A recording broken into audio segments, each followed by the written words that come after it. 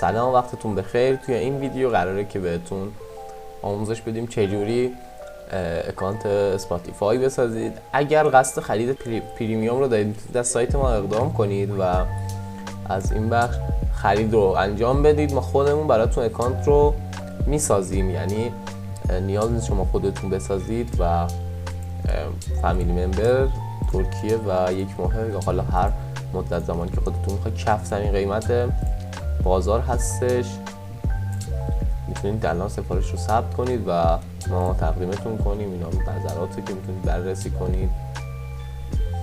خب الان بریم سراغ آموزش دیگه. شما توی اولا چیزی که نیاز دارید شما یه آی پی مناسب و تمیزه. حالا از کسی که میخرید بگید که روی اسپاتیفای اوکی باشه، حداقل که با ما مشکل نخوریم. برای شروع توی گوگل سرچ میکنید What's my IP.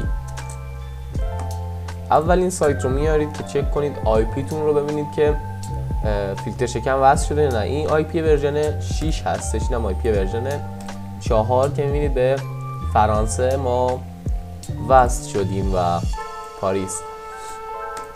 بعد از این حرکت ما میریم و سرچ میکنیم اسپاتیفای تا سایت اسپاتیفای برامون بیاد، واردش میشیم. خب توی این مرحله وارد ساین اپ میشیم.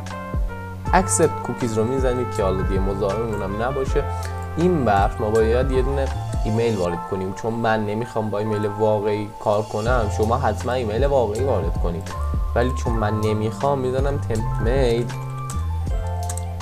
چون برای آموزش من دارم این حرکت رو میزنم تا ایمیل موقت بهم بده و بتونم که باهاش اسپاتیفای رو بگیرم. خب ایمیل رو که گرفتیم کپیش میکنیم و توی اسپاتیفای واردش میکنیم. گزینه نکست رو میزنیم. میگه این بخش میگه یه پسوردی وارد کنید که قوی باشه. من از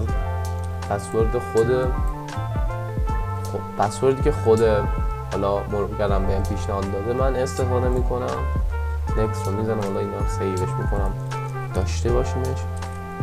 مثلا نویسیم اسپاتیفای تک پریمیوم که حالا اسمتونه، هر چیزی که خواستید بنویسید. 01 جنوری 2000 اینم سال تولدتونه. حالا اینم هر چی خواستید بنویسید. جنسیت رو میتونید بزنید، میتونید بزنید پرفرنات تو سی ترجمه میدم نگم و اینا هم چونشو نمیزنید. ساین اپ رو بزنید، چون اینا رو اگه بزنید تبلیغات و اینجور چیزا واسهتون میفرستن که خب بنده زیاد اوکی نیستم. تیکه من ربات نیستم رو میزنید.